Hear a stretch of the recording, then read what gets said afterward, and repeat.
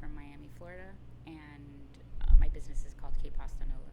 It started off as just like nobody really hired female leads anywhere in Miami, in the city, at the time that I was like working in restaurants still.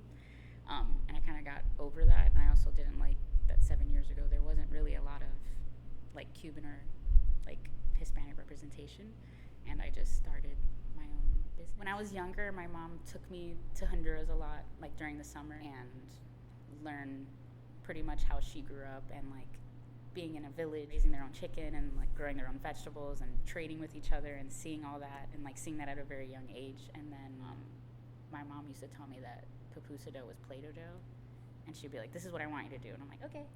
And I'm just like sitting in, and you see this beautiful mountain in front of you, and you see the water, and you're just making discs.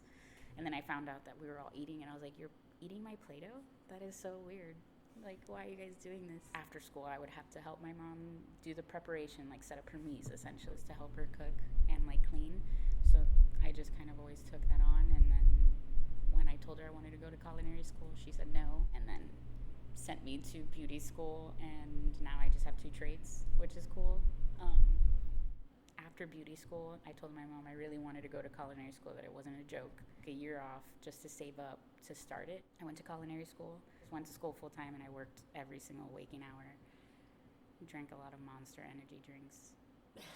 It was a lot, but I did it.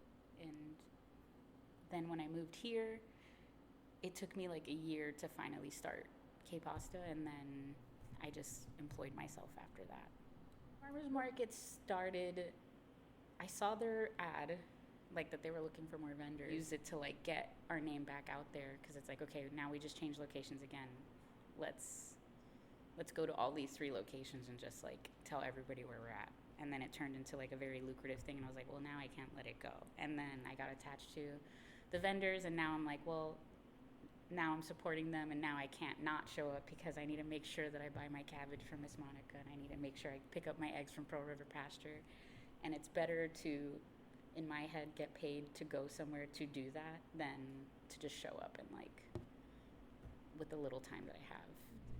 I just try to do my best to like show people that it doesn't have to be traditional. Like, you can have traditional aspects to your dish, but like make it much better. I take things to the extreme, so like I'll do like octopus once a month. I'll cook things with squid ink, like, you know, just a traditional pupusa, but I just add squid ink and it turns it black, or ube and it turns it purple, and then it's just the different fillings that you put stuff in. It is very punk rock, because I did say like that's how I grew up around, so I just kind of wanted, that's like my safe space, so I just wanted to like stay in that bubble where everything's like colorful, vibrant, in your face, and it's just, you're able to blend in to that. I thought it was just going to be a phase in my family, and they're like, oh wow, she's really doing it, 34, huh? You know? They're like, you still paint your hair green and you still do all these things, and it's just like, yep. Like, my goal right now is to buy land, like set myself up, set up my family, make sure we have a foundation so we can get generational wealth. That's what I like focusing on in this city specifically, yes. And then eventually my life goal, which I hope I could do, is to open up an agriculture school in Honduras.